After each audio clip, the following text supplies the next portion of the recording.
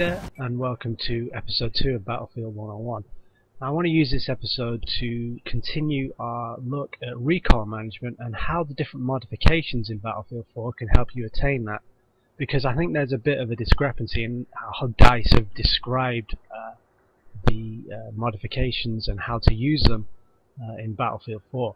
Just having a quick look at scopes here at the moment. I personally prefer the hollow and cobra sights. If you prefer red dots on your assault rifles, carbines, etc., that's fine. It's really more of a matter of preference. Now, as we look at the accessories, I think accessories are more of a tactical decision.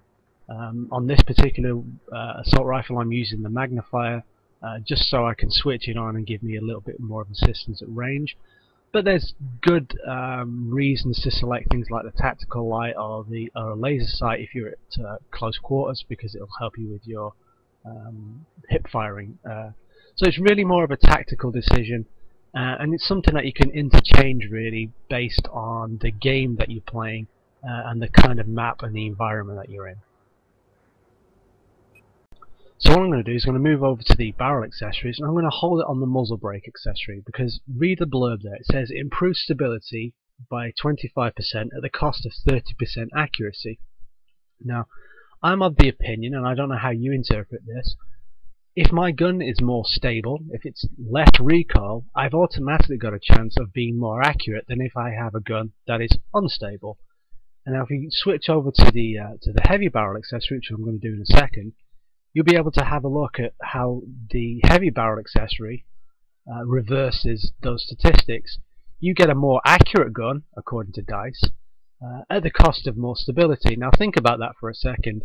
If your gun is bouncing up and down, if the muzzle is jumping up and down, and you can't visually see what you're trying to shoot at that well, how can you expect it to be more accurate? So the key component in selecting a barrel accessory for me is something that makes your gun more stable as opposed to more accurate.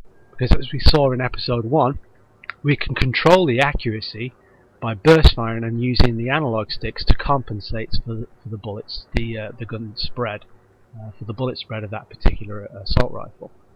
You've also got some suppressors there to select from if you wish. Personally, I don't use suppressors all that often because I prefer a more stable gun. But I can understand using a suppressor on a gun that is already stable, that doesn't necessarily need to be balanced because it recoils heavily. So as we move to the underbarrel accessories, we can also use a couple of different pieces of kit here to help us improve that recoil management.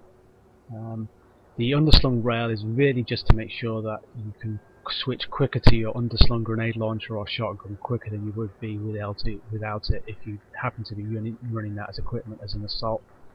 But as you can see from that list, there are also 6 grips. Now there really only needs to be 3 types of grip because there are 2 of each that do exactly the same job. There you can see the ergo grip. It gives you a slight boost to your hip fire, which does exactly the same job as the vertical grip, and likewise for the others. But the one that I really want to look at is the angle grip, because as I go up to that, you'll see there's a boost to stability, and what that does, it improves first shot recoil by 33%, basically gives you a first shot recoil decrease of 33%. Now, when burst firing, when trying to control the accuracy of your gun, that can be really important. That basically means your muzzle won't jump quite as bad. It means the first shot is more likely to be on target than it would be without. And the stubby grip and the potato grip kind of fall in between. They're a slight accuracy boost. Now I happen to be using that on this particular gun only because the M416 is relatively stable, and I thought an accuracy boost would be more beneficial than some more recoil boost. But as I flip through the different assault rifles, you can see on the rating system on the right side of the screen just how stable or accurate or how much range each different assault rifle has in comparison to what the M416 is at the moment. As you can see, there are reds and greens based on the amount of damage output it does, how accurate it is, how much ranking it has on hip fire. You can get more details on simtic.com, a website that really goes into depth on bullet spread and bullet drop off. So the modification that you select for your assault rifles or carbines could really differ based on which one that you happen to use, because some are more stable than others. But here's an example. Here's the Ace 23. As you can see, I have no modifications for it whatsoever. It's at base level. Now, I've heard good things about the Ace series. I haven't used this particular gun yet. I don't even have a single kill with it. Now I want to get some modifications for this gun. And I'm going to take it onto the test range, and I just want to have a quick look. I mean, just look at those iron sights. Without a scope, they're not particularly good. I can't see an awful lot. And the further away that I look, the different targets, that one's at 30 meters plus, the less visual acuity that I have. So killing targets at range is going to be much more difficult for me than it would be with a gun with a scope on it. But if I want to unlock the different items for this gun, I really need to be able to go somewhere that I can earn those unlocks for and not be at a real disadvantage.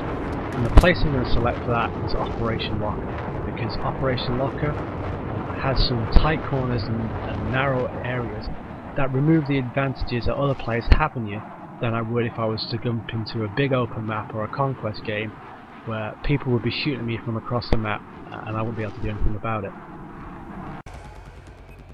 So here we go, we're going to spawn into an Operation Locker TDM. Now, as I said, I want to use the terrain to take away any advantage that the opposition has on me. I don't have the ability to visually acquire players as easily as they will have on me. I don't have any form of stability control, so killing opposition at range is going to be harder for me than it will be for the opposition in reverse. So I'm going to use these tight narrow corridors, and in particular this side of Operation Locker, in order to take away any advantage, to level the playing field basically. And the only player that is going to have a real advantage on me in these tight narrow spaces are going to be the shotgunners.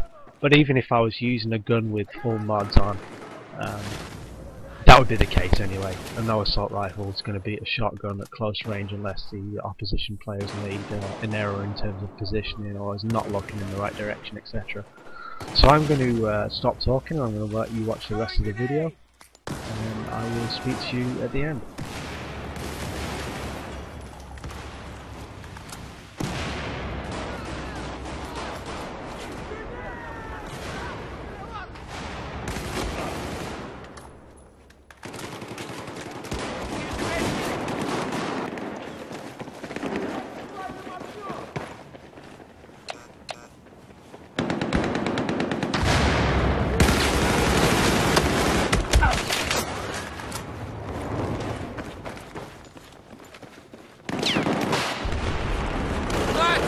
Этот пакет возьми!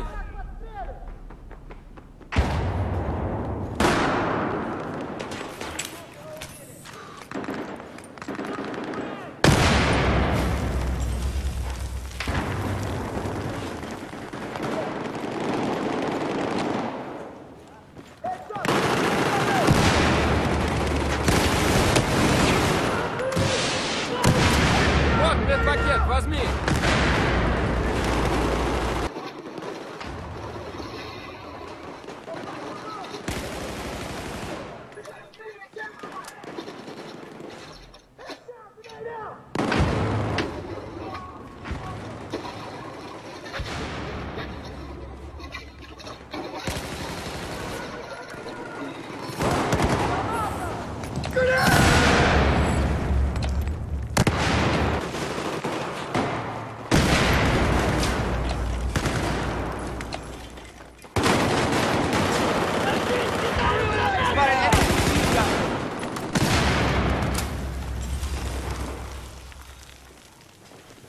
Grenade!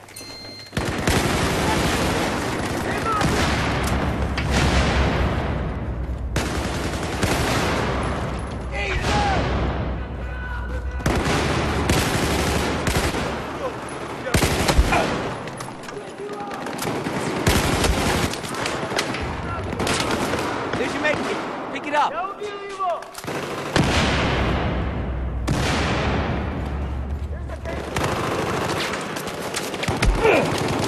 Here's your med. Go get it.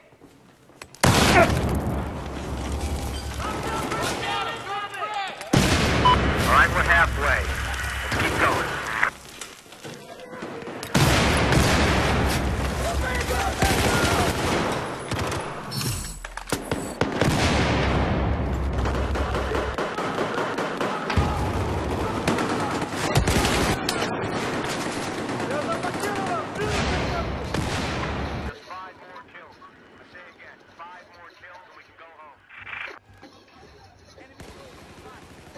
So there we go, we've bagged ourselves a 20th kill to earn the laser sight. I did get a scope at 10 kills, but I kept on using this gun in its base form just so I could capture some more footage of using the terrain to my advantage, even though I don't have any modifications for this particular assault rifle.